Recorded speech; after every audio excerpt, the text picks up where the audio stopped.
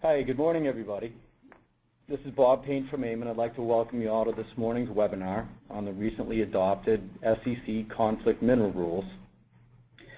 Joining me today are subject matter experts Hamilton Hackney, Esquire, and Barbara Jones, Esquire, both shareholders with the law firm Greenberg Traurig, and of course, a named member company. A few words about our presenters. Ham has broad experience in the areas of environmental law and commercial real estate. His environmental experience includes matters arising under federal, state, and local laws relating to asbestos, air and water emissions, hazardous waste, toxic chemicals, wetlands, stormwater, endangered species, underground storage tanks, solid waste, and land use issues. He also regularly advises corporate real estate and private equity clients with respect to investigating and managing environmental liabilities arising from corporate and real estate transactions. Barbara represents the Corporate and Securities Practice Group and is a member of the Global Practice Group as well as the Emerging Technologies team at Greenberg. She is also the co-coordinator of the firm's Conflict Minerals Compliance Initiative. Barbara maintains a diverse corporate and securities law practice across industry groups and has regularly served as counsel to leading investment banks, as well as public and private companies in life sciences and biotech, IT, energy, defense security, telecom, media, entertainment, and sports. Thank you both for joining us today. One person that is not able to join us this morning is Bob Rio. For those of you that don't know Bob, Bob is our Senior Vice President for Government Affairs here at AIM. And Bob represents the interest of member companies on environmental, energy, chemical, and product legislation, as well as regulation and ballot questions. He's sorry he couldn't join us, but I still wanted to introduce him to any folks on the webinar that may not be familiar with him or his efforts and resources in those areas. So we're almost ready to get going. Just a few ground rules first. Please note that your voices are muted during this webinar, but we will still be taking questions. To ask questions during the presentation, please type them and any comments into the question pane window on the dashboard, and then just click send. And throughout the presentation, I'll be reviewing those questions, and the plan is at the end to facilitate a Q&A. But if something pops up during the presentation that's pertinent and relevant to that slide, then we may just pause and ask the question and go from there. But the plan, again, is to handle most of those at the end of the presentation. For any of the questions that we don't get to this morning, we will, within a day or two, we will email the written response to those questions, as well as the ones that we answer verbally during the presentation. And lastly, if you encounter any problems during the webinar, please contact us here at AIM. The phone number is 1-800-470-6277. And just let our receptionist know, and she'll direct you to the appropriate person for assistance. All right, that should do it. We're ready to begin. Ham and Barbara, it's all yours. Great. Thank you very much, Bob. We're delighted to be here today with you and with AIM. I'm trying to get the scroll to work. Just the down button. I'm hitting the down button. Sorry. Little technical difficulty here. But while we're fixing the technical difficulty on the slides, let me just tell you a brief word about Greenberg Traurig. For those of you who are unfamiliar with our firm, we're a very large international firm, approximately 1,700 lawyers worldwide, 35 offices throughout the globe. Most of those offices are in the United States, but we also have offices in Europe, as well as Israel and Asia. This area of conflict minerals is one that the firm has been spending a lot of time with since before the rules were actually adopted by the SEC, in studying the proposals when they were first came out from the SEC, but also at the time of the Dodd-Frank enactment. The rules were adopted finally last August, after an extensive amount of debate by the industry, by lobbying groups, and even within the SEC staff itself. The purpose of the rules is to address conflict minerals that originate in the Democratic Republic of Congo or adjoining countries, and it affects issuers and their suppliers and component part manufacturers. So there's a very broad scope of the rule, and that's what's really causing industry a great deal of concern in not only trying to address the rules requirements, but also just trying to get their heads around how to deal with the compliance process itself, which my colleague Cam Hackney is going to be addressing in a moment. The rule imposes diligence, audit, disclosure, and reporting obligations on SEC companies who have products that use any of 4 specified minerals or their derivatives. So the rules are specifically designed to address columbite, tantalite, and its derivative tantalum, cassiterite and its derivative tin, wolframite and its derivative tungsten, which is commonly referred to as the 3 Ts, and gold. Whether or not these minerals or the use of these minerals in your products actually finance or benefit armed groups in the Democratic Republic of the Congo. There is a delay in the rule for the first compliance period. The compliance period covers the full calendar year of 2013, and the first report is not due until May 31, 2014.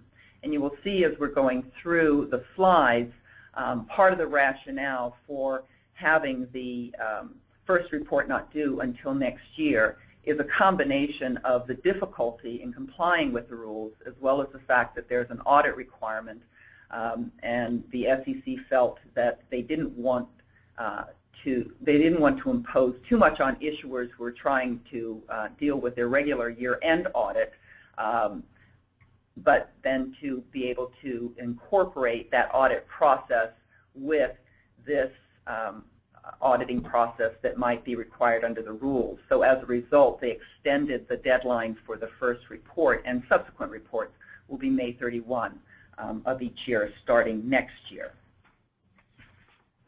The rule applies to all SEC registrants. Now, we're going to talk about how you get captured by specific criteria within the rule. But what's interesting about the rule is that it doesn't matter if you're a large manufacturer, a small manufacturer, if you're a non-U.S. company, if you're a U.S. subsidiary of a foreign company. If you are registered with the SEC, you have to consider whether any of the products that you're putting out into commerce and that you manufacture contain any of these minerals. And that, again, has caused a lot of the controversy in the adoption of the rule process itself, because typically you will see certain groups either exempted completely from the rules, or you will see that they have further time periods in which they are required to comply. The way this rule has been adopted, everyone has to comply at the same time. No extended periods for small issuers who may have trouble with the resources, both human and financial, that are necessary to comply with the rule. Congress's purpose in including these provisions in the Dodd-Frank Act was really a humanitarian focus relating to the armed groups in the Congo, and keying in on the manufacture, the mining of conflict minerals in that region as a way to reduce money and resources that are going to support armed conflict in the region. What's interesting about it is that they assigned this task to the SEC rather than to a trade group, rather than putting money directly into the Congo or other humanitarian efforts in the Congo, they've imposed this requirement not only on the SEC to come up with rules, but also on American industry. And at that, I will stop for a moment just to make a disclaimer that any editorial comments that you might hear, either from Ham or myself, are certainly our own opinions and not necessarily reflective of those of our firm. But even within the SEC, there was a tremendous amount of debate with the rules amongst the commissioners. You'll see on the slides that it was adopted by a 3-2 vote. So there really wasn't overwhelming, I could say, support, even amongst the commissioners, as to the way the final rules were constructed. The SEC, in its adopting release, suggested that there are about 6,000 registrants that were going to be subject to the rules, which is quite a large breadth of the existing registrants at the SEC. And they estimated that the cost, first-year compliance costs, would be somewhere in the range of $3 to $6 million, or $3 to $6 billion, sorry. Sorry, I'm still having trouble getting these slides to turn. Maybe there's just a delay. Okay.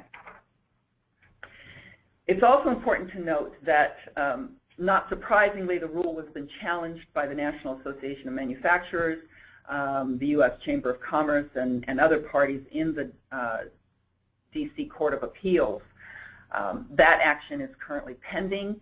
Unlike many actions that involve SEC rules, there's usually a stay of the rule that's imposed while the case is pending. That has not been asked for in this particular case by the SEC, and the expectation is that even if it were asked for, it would not be granted.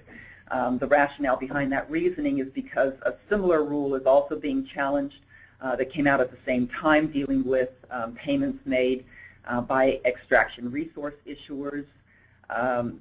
That's undergoing a challenge similar to the conflict mineral rules, and a stay was requested in that case, and it was denied by the court. We're expecting, however, that we won't be seeing anything really on this case until much later in the year. There have been a lot of amicus briefs that have already been filed in the case, both pro and con. And you may have seen recently some of the congressmen who were in support of the original provisions in Dodd-Frank coming out strongly in support of the SEC's rules. As I mentioned, suppliers are going to be affected by this rule, and this is why we think it's a particular concern to industry. In fact, the National Association of Manufacturers has suggested that the SEC grossly underestimated the compliance costs for this rule at $3 to $6 billion, and NAM is estimating the first-year compliance cost to be more in the range of $16 billion. So quite a significant jump.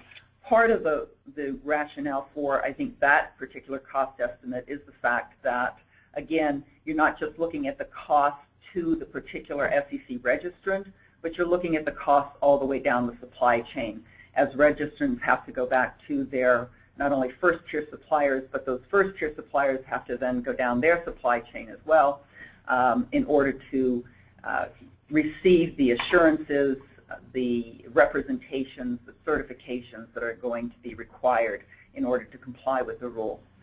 Industry groups have been developing protocols since Dodd-Frank was adopted to address this particular issue, and I'm sure many of you have already seen online a lot of the materials, the templates, draft supplier letters that have been proposed by the EEIC, by various manufacturing groups and trade and industry groups. I'd like to turn now to some of the specific requirements of the rules in particular, because what we see is that most issuers right now, as I said, are really trying to grapple with the definitions within the rule and whether they apply to their particular circumstances. A lot of the criticism of the rule has come from the fact that the SEC provided very little guidance in the rules itself. as to how to interpret these terms, or what these, even defining these terms, let alone interpreting these terms. But in undertaking the assessment of whether you're subject to the rule, you have to consider whether the conflict minerals are contained or used in any of your products, and if they are, whether those minerals are necessary to the functionality or production of your products, and whether or not you actually manufacture the product or contract to manufacture the product. And these definitions have, as I said, posed significant difficulty for issuers. The reason that contracting to manufacture was included in the rules is because the SEC didn't want issuers to basically try to skirt the rules, go around the rules by just outsourcing the manufacturing. So what they look at in making certain of these assessments are such factors, particularly in terms of manufacturing, as to whether or not you are exercising a particular degree of influence over the manufacturing of the product. So if you're not the OEM yourself and you're using a third party to either manufacture some components that you then put into your products, or they're otherwise just manufacturing the product for you.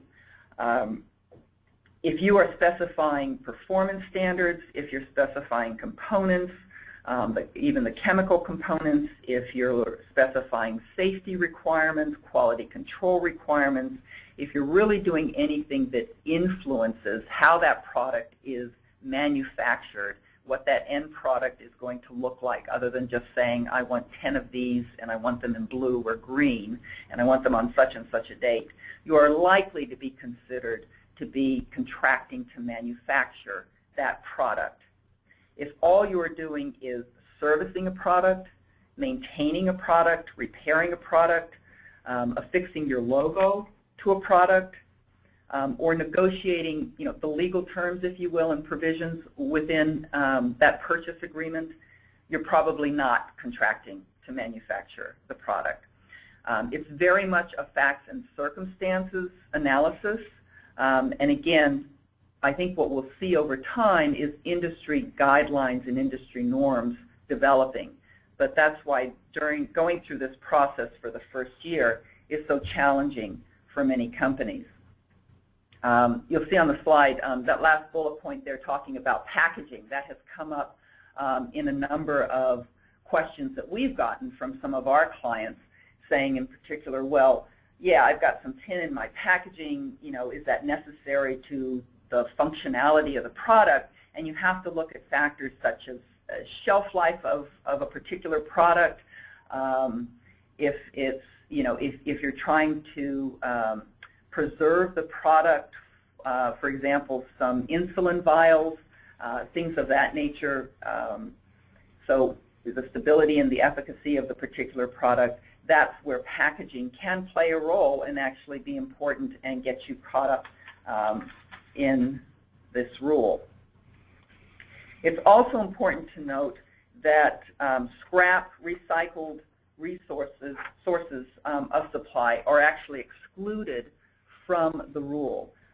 This is one of the very few exclusions that you will see in the rule, as well as anything that was outside of the supply chain as of January 31 of this year. And outside of the supply chain means was it smelted, fully refined, or otherwise outside the Democratic Republic of Congo on or before January 31 of this year. If so, you don't have to worry about it. So if you had products in your inventory as of that point in time, and you've either changed supply, so you verified your supply since that date, or you no longer are going to be continuing with that product, you don't have to worry about those particular products. I'll also just note that in terms of the level of these materials or minerals that are in your products, there is no de minimis threshold. So even if there's a trace, other than if it's a trace that's just left over from the manufacturing process, you're still caught up by the rule. So it doesn't have to be a product where you've got 75% of it is tantalum or 0.5% of it is tantalum. As long as there's tantalum in that product, as long as there's gold in that product, it's caught. Now, the other aspect of the exceptions, however, has to deal with the functionality. And one of the things that you want to look at in terms of the functionality of the product itself is ornamentation. So if you have gold in your product and it just happens to be there for plating, for example, and it's not performing any particular function, it's there for decoration or ornamentation, you can exclude that product from this particular exercise. I'll give you an example, a piece of clothing, maybe a jacket, that has a zipper that's made of metal. That zipper that's there to close or open the jacket to keep you warm is going to be caught up in this rule. If you have a zipper on the sleeve that's just there for ornamentation, as many jackets do, that particular zipper is not. So if you've got something else that's closing up your jacket and you only have a zipper on the sleeve, you don't have to worry about it. But it's those sorts of decisions that get made. So as you know, Ham will be going through with you the compliance process a bit more fully momentarily. You'll see that, as we said, this is very much a facts and circumstance analysis, and it really comes down to a very thorough review of the products that you have in your company. So what the SEC has done to ask you to comply with this is set out a three-step process. And the first step is really just going back and figuring out whether or not you're manufacturing as the OEM. That's an easy analysis. You're caught. The contract manufacturer is a much more difficult analysis, and you might need some guidance either from industry groups and see what the industry group guidance is on that particular point. Others in your industry who are manufacturing products similar to yours. Your auditors will have a view, and of course your lawyers will have a view as well. But I think industry groups can play a very large role in helping to address these issues. Many of them have already put out guidance notes very specific to their industry. So that's the first step, just trying to figure out if you manufacture or contract to manufacture, number one, and if you do, are the conflict minerals in your products necessary to either the production or the functionality of that product? So you could be the manufacturer and you're using the products, but they're not necessary to the functionality or the production of the product, then you don't have to worry about it. So that's the very first step of the process that you need to go through. And this is, in all honesty, this is where most of the companies have been spending the greatest amount of time over the past several months. And I think for those certainly who have a large portfolio of products, it's a stage that will take them several months to complete, or at least a couple of months to complete, depending upon how complicated the production process for your products is. The second step of the process is on the next slide, which we're trying to get. Actually, Barbara, if it's okay, if we do, before we get to step two, we have a question here. Okay, great. And, so I'll ask it, and I'll let you respond. So the question is, for relationships where we have licensed our brand to another manufacturer, and they are fully responsible for all the manufacturing, but we set the performance and quality standards, would we be responsible for including those products in our due diligence and SEC filing? That's a really good question, and that's one that we've gotten that very question from a number of our clients on, because they do have products that they're licensing. And the answer is it depends. It depends what your performance and quality standards are. So there's not a black line here. It really is a case-by-case analysis. You could very easily have a licensing agreement where you are defining those standards but it's broad across the spectrum for all of your clients or all of your licensees. So, for example, we are manufacturer X, and everything has to meet, if you're going to be a licensee for our products, it has to meet certain safety thresholds, for example, or quality thresholds. Now, in drilling down, though, on those quality thresholds, you really have to look at, do those quality thresholds really enter into the manufacturing, how they enter into the manufacturing process themselves. And so, unfortunately, there isn't an one-size-fits-all sort of answer here. Okay. We've worked with some clients where they are licensing out very particular products, and in those circumstances, the way their license agreements are written, we feel that those products under those license agreements don't get caught by the rule. But as I said, it's going to be very specific as to how your license agreements are set up and how involved you are in the quality control process. Okay. Tam, do you want to add anything to that? I guess the only thing I would add is that one thing you would want to look at is whether the product that you're talking about is a product specific to you that they make for nobody else.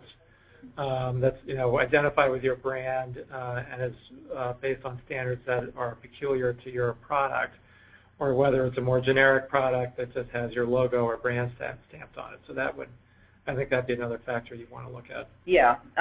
So one of the things that we're talking about in terms of functionality, if you're looking at just applying a logo and you're giving someone the right just to put your logo on a product that they're manufacturing for you, then you might not get caught. But again, it just depends on how the agreements are set up and what involvement you have in the continuation of that manufacturing process.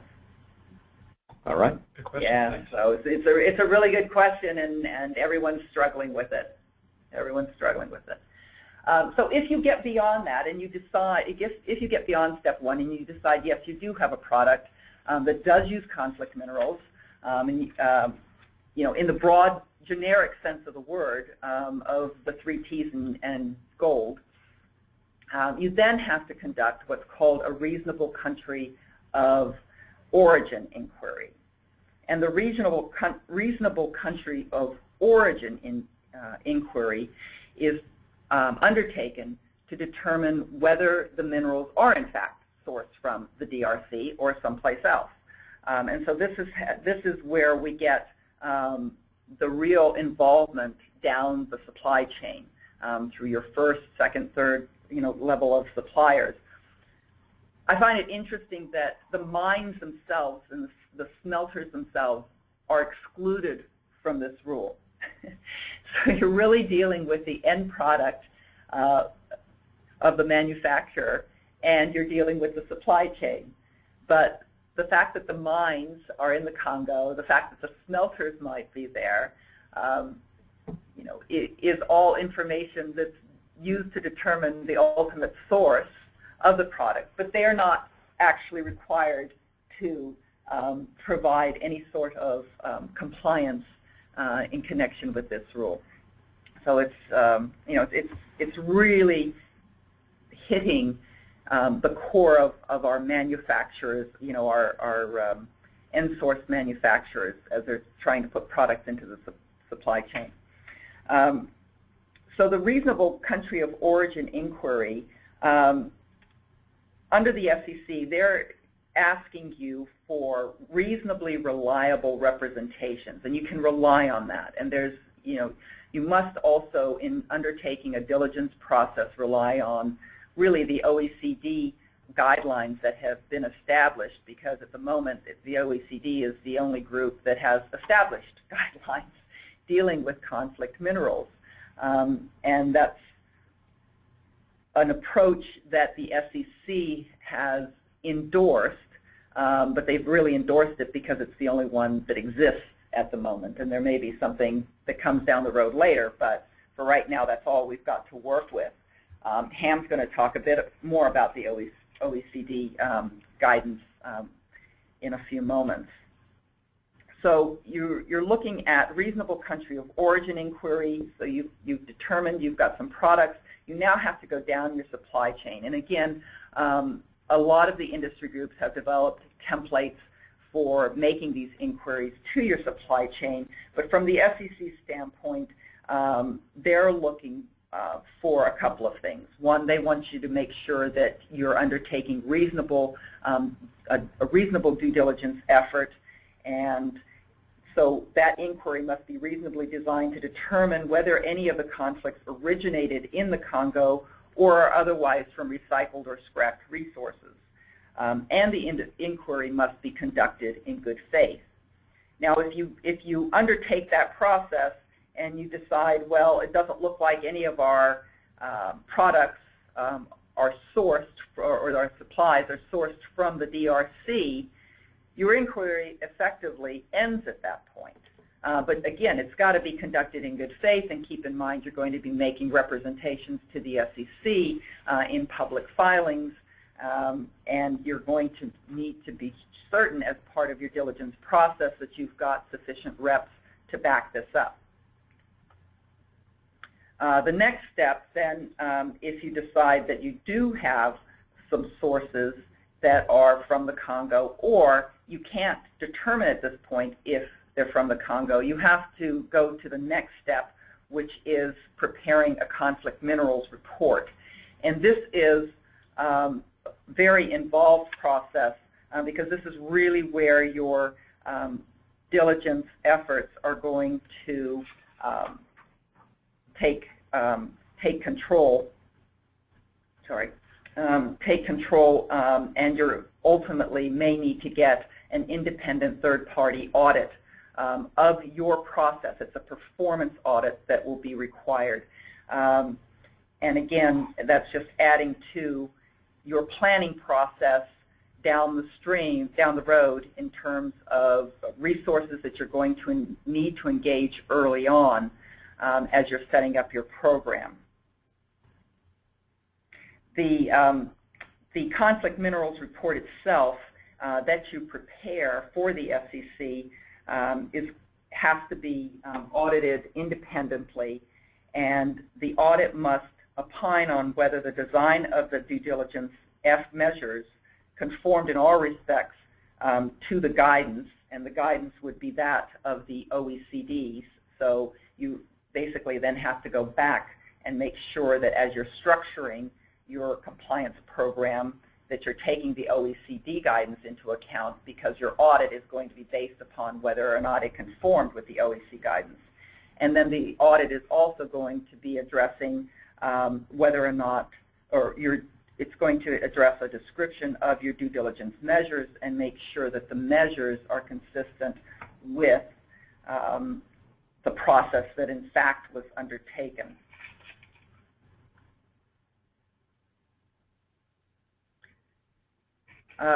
Your conflict mineral report must also then, once it gets filed with the SEC, you also have to post it on your website, and it needs to be up on your website for a year until you then post one the subsequent year.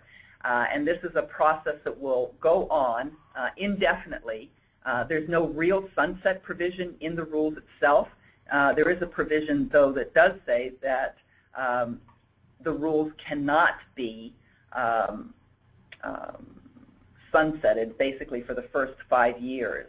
And I think the intent there was for the SEC to show two things. One, back to Congress that they were making a good faith effort on the rules side to address these issues. And secondly, they were trying to make sure for industry's purposes that all the time and effort and money that you've put into this process, you're actually going to recoup some of the costs over time. So that it wasn't just you're going to be spending all this money up front for 1 or 2 years and then it's all going to go away. I see a question. Somebody's asking what OECD is. OECD is the Organization for Economic Compliance and Development. It's an international association that has developed, that works really with developing countries, and is an association comprised of a lot of Western nations that are working with the third world countries to kind of bring up the standards in a variety of areas. This is not the first effort that they've gotten involved with. There's a lot of different projects that they have going at any given point in time, but they were really the first international group as soon as Dodd-Frank, actually even before Dodd-Frank came out, because of the issues in the Congo. We're trying to address some issues on the conflict mineral side. And with that, I'm going to turn it over to him. Thank you, Barbara.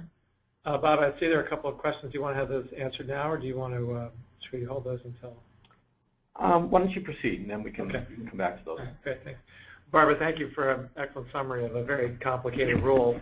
I'm sure there are many on the phone who've had experience dealing with regulatory issues, and from that experience, that there are some rules that you look at and you may not agree with them, but you know what you have to do and know what's required to achieve compliance. And unfortunately, this is not one of those rules. Barbara touched on this a little bit. The SEC has not given a lot of guidance in terms of how compliance will be achieved with this rule. Their general response has been these inquiries and these compliance processes are fact and company specific, and companies are going to need to engage in a lot of decision making on their own about whether they fall within various definitions, and so at least for now, unless the SEC changes its mind and starts issuing some more guidance, we're all left to sort of feel our way along on this. So I'm going to spend some time talking about the compliance process. The discussion is based in large part on efforts that Barbara and I and others in our firm have been engaged in with clients to help them develop compliance programs. You'll see that this is really sort of a general framework. Again, it's going to be company specific depending on the nature of your operations and where you are in the supply chain, what the stable of products is that you're involved in manufacturing or contracting to manufacture. So, but this will at least give you a general framework to work with. And so to start, Barbara mentioned the OECD Due Diligence Guidance. The rule does require that your due diligence process follow a nationally or internationally recognized protocol, which sounds like a nice thing until you realize there's only one right now, which is the OECD guidance. We anticipate there will be more forthcoming as various trade groups and industry groups start trying to develop procedures to help their members follow the compliance programs. But before you run off to the OECD guidance, I think that that's a solution to your problems. You should know that it is a very broadly drafted document. This is not a recipe book that gets down into the details of implementation. It really states a much broader framework for how to go about this. So certainly useful to look at, but it is not a, if you will, a plug-and-play compliance program.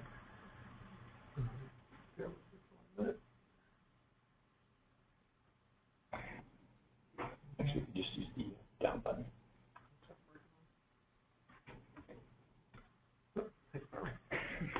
Okay, so turning a little bit more to the particulars, obviously the first thing that you're going to want to do is establish a compliance team. Who's on that team is going to vary depending on your business a little bit, but you would certainly want to be considering senior managers from your legal or compliance departments. If you have them, folks from your supply or procurement departments. Again, if you have research and development, certainly from your financial and audit teams, and finally, it would be a good idea to have someone from one or more people from your IT department, particularly help with the information management and storage going forward. Once you've got a team organized, you're going to want to give some thought to delegating tasks and responsibilities to the team members. You're clearly going to need someone who will act as a team leader to keep the process moving forward, someone who's going to be focused on more of the day-to-day administration efforts and information management. You'll need one or more people who will be involved in reviewing and assessing information that's collected during the due diligence process. You'll certainly have multiple people involved in making decisions about what may ultimately trigger SEC disclosure and how you will document that decision making. And then finally, and we'll spend some more time talking about this, but you're going to definitely be involved in supplier contract review and quite possibly negotiation and modification with your suppliers based on that. You will need to evaluate the internal resources you have available to determine whether those resources are sufficient to support the compliance program and the reporting process. You know, those internal resources are going to need to be able to gather and maintain the information that is coming out of the due diligence process, review and evaluate that information. You will need to develop a documentation process, and we would certainly recommend that you consider doing that on an electronic basis. And you'll have to make some decisions about who that information will be accessible to. And depending on the outcome of your due diligence process, you may need to prepare the Form SD, and then, as Barbara mentioned, the conflict minimal report, and also evaluate what impact that may have on your 10K disclosures. Yeah, and sorry, Ham, if I can just interrupt there for a moment. I would note that in many issuers' 10Ks this year, they are starting to put in their risk factor section a specific risk factor addressing compliance with conflict minerals in anticipation of going through the process during the course of this year and then reporting next year. Oh, we have a question that says, what does SD stand for in Form SD? It's a very good question. It stands for Special Disclosure. That's our bonus question of the day. Yeah. And then the final bullet addresses the point that we maybe haven't emphasized too much yet, but we do need to keep in mind this is an annual process. And while there certainly would be a lot of time and attention paid to that initial May 31, 2014 deadline, this will be an annual process. And so whatever you do now, you need to develop that with the idea that this is going to be an annual exercise which you'll need to attend to. So once you have your team in place and you've delegated responsibilities and you've done some evaluation of the resources you have available, that's going to help you decide what your compliance schedule needs to be. We do have a hard and fast deadline for the FTC in terms of May 31 of each year being the disclosure deadline, but you're going to need to work back from that based on what you have in hand in terms of resources and your compliance team in terms of determining what your internal deadlines will be to make sure that you can achieve the May 31 deadline. You need to recognize the compliance process is going to be most likely going to be multi-step, following the steps that Barbara outlined. And so you may or may not need to go all the way through the process. You probably, for planning purposes, need to assume for the time being that you will need to go all the way through and plan accordingly. If things go well, maybe you're able to take an exit ramp off early. But for planning purposes, you certainly should assume you'll need to go the full distance. From an internal process perspective, obviously you're going to need to meet regularly to track your progress against your schedule, and manage that process, and then obviously address any issues as they come up. If your due diligence process is not generating the information you need, for instance, or your documentation process isn't capturing it in an appropriate way. And then finally and importantly, you certainly need to have a reporting process up the reporting chain to the executive team for the company and the board of directors to keep them informed as to how the compliance effort is going. From a documentation perspective, the rule is also very, did not provide a lot of specific guidance or direction on this issue other than completion of the Form SD were required and also the conflict mineral rule and the audit process, but there are no provisions in the rule stating what documentation needs to be maintained or retained. So you certainly will want to look at your own internal corporate documentation or document retention policies.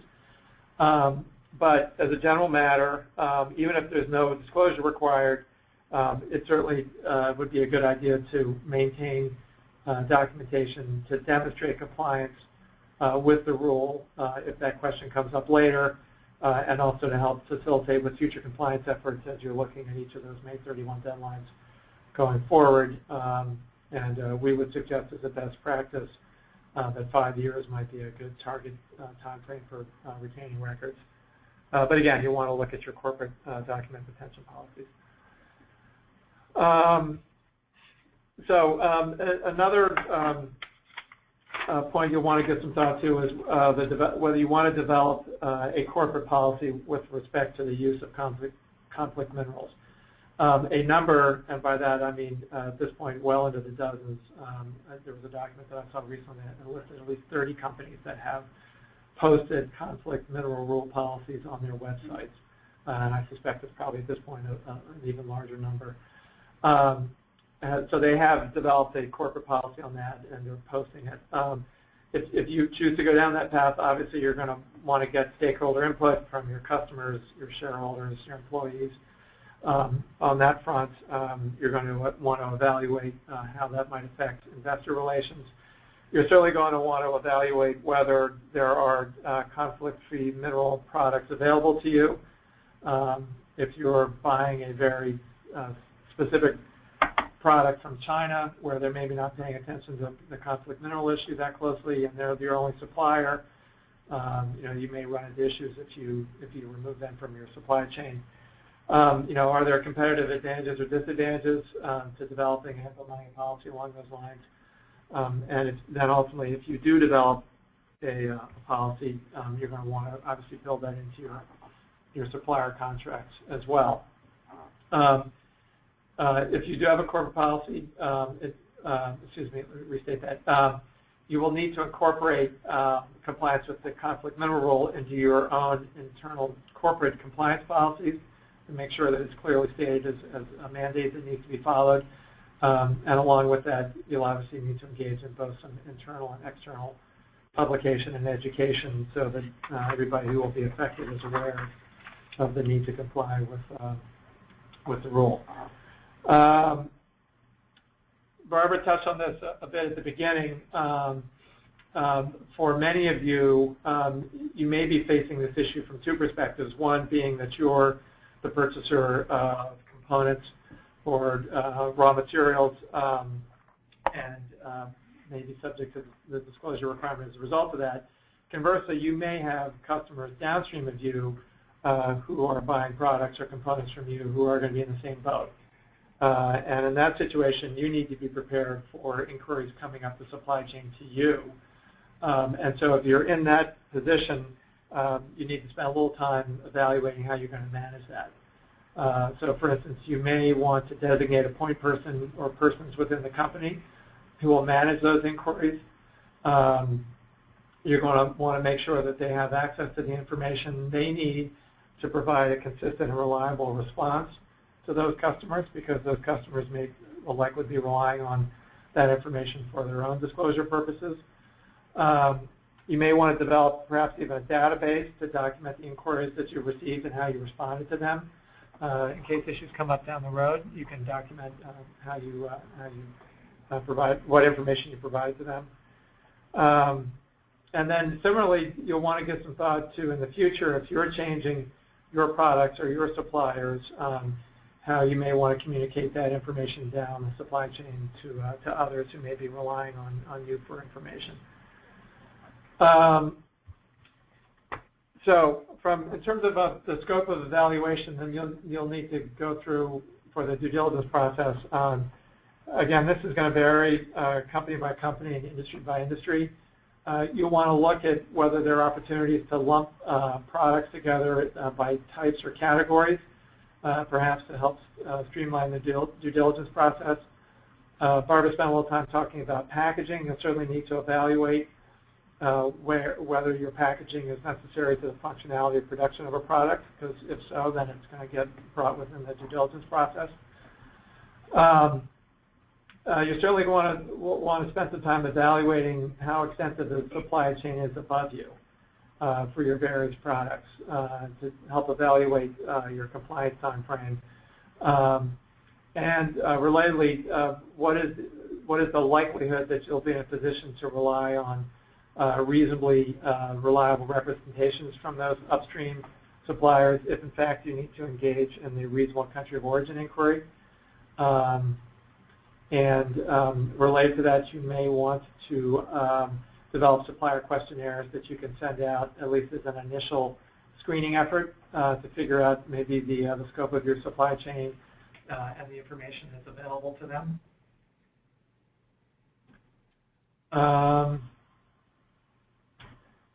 Let's see, sorry. Here we go. Also within the scope of that evaluation, you'll want to take a look at any joint ventures that you may be engaged in or any licensing agreements. We spent a little time before talking about where particular products may be subject to a licensing agreement.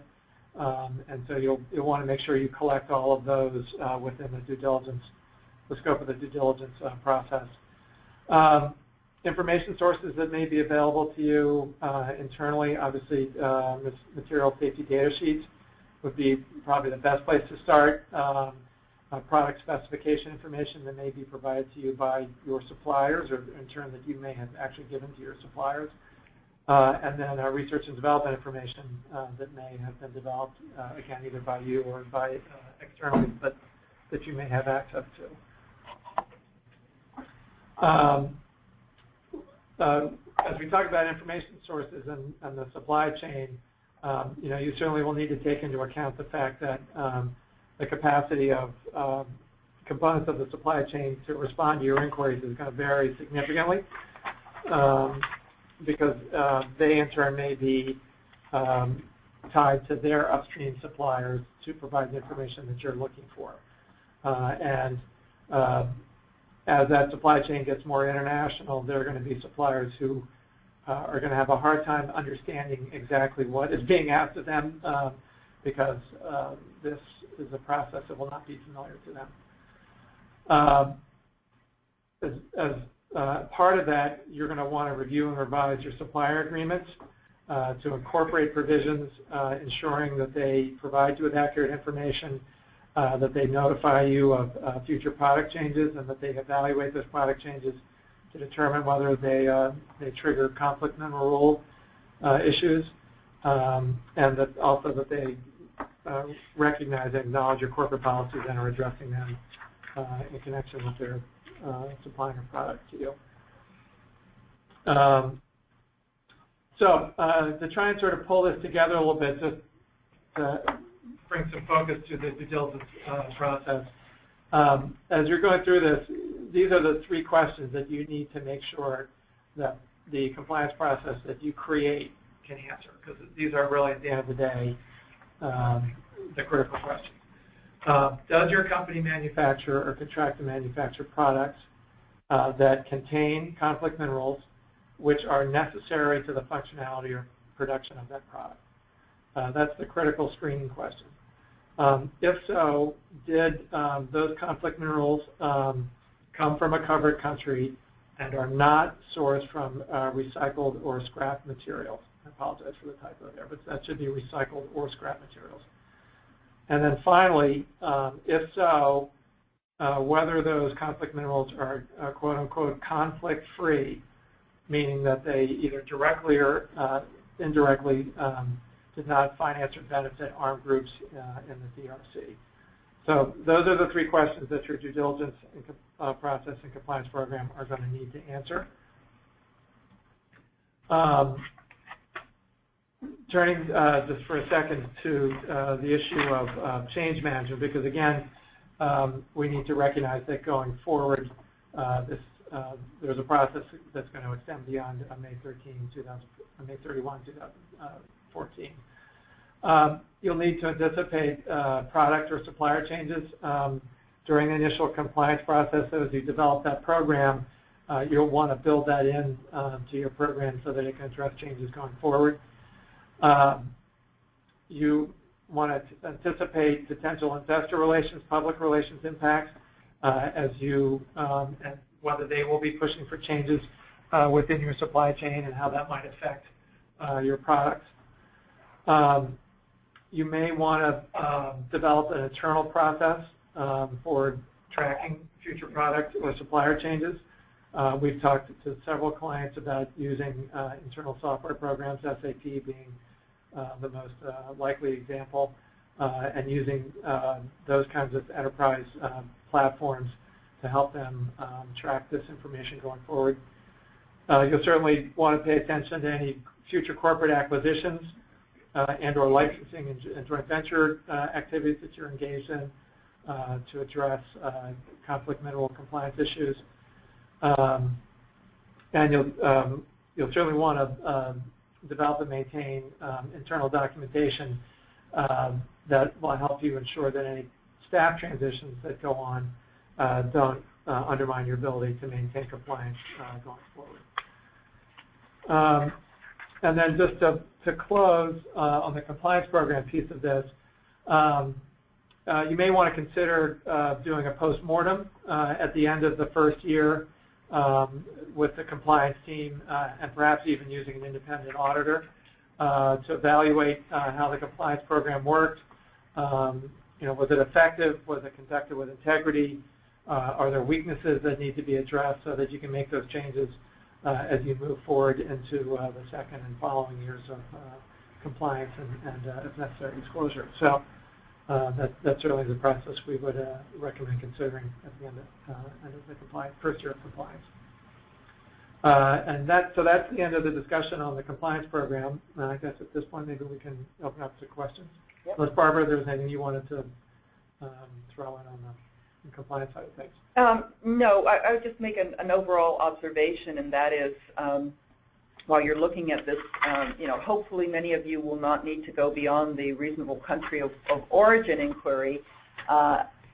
If you consider that the current reports that we've gotten from U.S. Geological Survey indicate that actually less than 1% of the world's supply of these minerals comes from the Democratic Republic of Congo. So it's a lot of effort that's being put in, but the expectation is that many of you, hopefully most of you on this call, will get knocked out at stage 2 and not have to go on to the more rigorous diligence process. That's comforting. Right. And actually, we should add, there is one other component to that, which is there are some efforts afoot right now at the smelting level to develop certifications that would come from the smelters that their raw materials are conflict-free. So that is still very much a work in progress, but the theory behind that is that those certificates would move down through the supply chain and provide a reasonable representation that everybody could rely on. So that certainly would make things easier. I don't think at this point anybody can predict when that's going to happen, but there is increasing work on that front end. Right. Great. Yeah, that would be helpful. Okay, great. Thank you, Ham. Thank you, Barbara.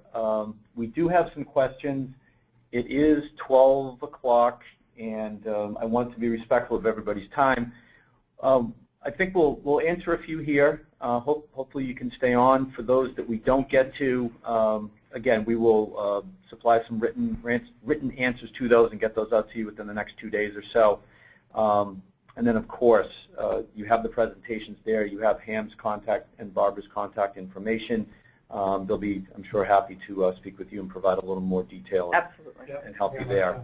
But I saw one question pop up earlier about the reasonable country of origin inquiry and the diligence process, and really leading to, I think, what was required. And there's varying levels of diligence, obviously, as you're going through this and trying to drill down.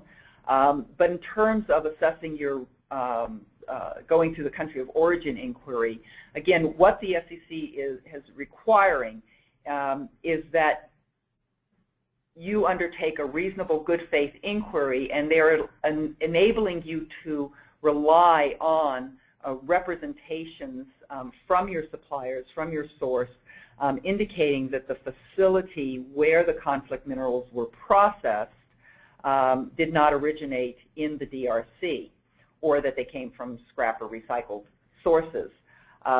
So with that, what the company then, what the registrant then has to do is be able to provide in its Form SD when it gets filed, it can state that we performed our reasonable country of origin inquiry, we're relying on representations from our suppliers, and we've determined that our sources are not from the DRC.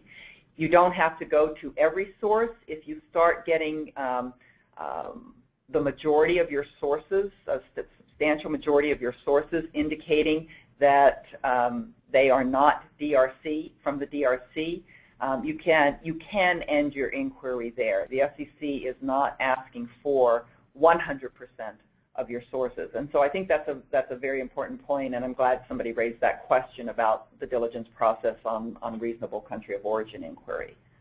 Is there a guideline on what is reasonable? Of course not. Under the circumstances. Okay. All right. Let's.